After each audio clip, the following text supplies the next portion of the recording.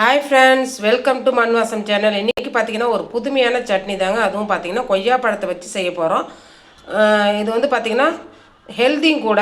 இது கூட பார்த்திங்கன்னா மாங்காய் எடுத்துருக்குறேன், தேங்காய், அதுக்கப்புறம் மல்லித்தழை, பச்சை மிளகா, இது கூட இஞ்சி எல்லாம் சேர்த்து நம்ம செய்ய போகிறோங்க. இப்போ பார்த்திங்கன்னா மாங்காய்க்கு பதில் நீங்கள் லெமன் ஜூஸு அல்லது புளி கூட நீங்கள் சேர்த்துக்கலாம். இப்போ நான் மாங்காய் இருக்கிறதால மாங்காய் சேர்த்துக்கிறேங்க. இது எப்படி செய்யலான்னு பார்க்கலாம்.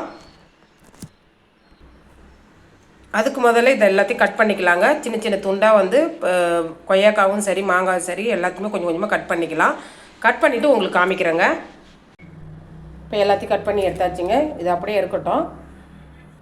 இப்போ கேஸ் ஆன் பண்ணிவிட்டு ஒரு கடாய் வச்சுக்கோங்க. நல்லா ஒரு டேபிள் ஸ்பூன் அளவுக்கு எண்ணெய் விட்டுக்கலாங்க. எண்ணெய் காஞ்சதும் ஒரு துண்டு இஞ்சியை பொடியாக நறுக்கி வச்சுருக்கோம், அதையும் சேர்த்துக்கலாம். ஒரு 5லேருந்து 6 பல் பூண்டு சேர்த்துக்கலாங்க. கூடவே 2 வரமிளகா, 2 பச்சை மிளகா சேர்த்துக்கிறேங்க. அந்த எண்ணெயில் இந்த இஞ்சியும் பூண்டும் கொஞ்சம் லைட்டாக வதங்கினா போதும்.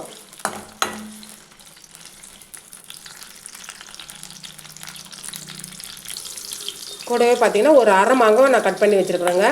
தோல் எடுத்துகிட்டு கட் பண்ணி வச்சுருக்கேன், அதையும் சேர்த்துக்கலாம். கூடவே கொஞ்சம் மல்லித்தழை. அது கூடவே பார்த்திங்கன்னா பொடியாக நறுக்குன்னா 1/4 கிலோ இது கொய்யாக்காவை நம்ம பொடியாக நறுக்கி வச்சுருக்கோம், அதையும் சேர்த்துக்கலாம். இது நாட்டு கொய்யாக்காங்க, தோட்டத்துலேயே காய்ச்ச கொய்யாக்காய். கலர் பாருங்கள், நல்லா சூப்பராக இருக்குது. நீங்கள் இந்த கொய்யாக்காவில் வெள்ளை கொய்யாக்காவிலையும் செய்யலாமான்னா கண்டிப்பாக செய்யலாம், அதுவும் நல்லாயிருக்கும்.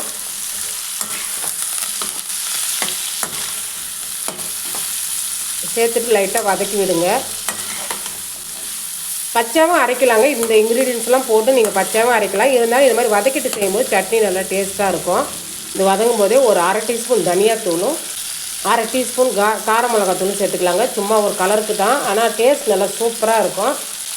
தேவையான அளவு உப்பு சேர்த்துக்கலாங்க.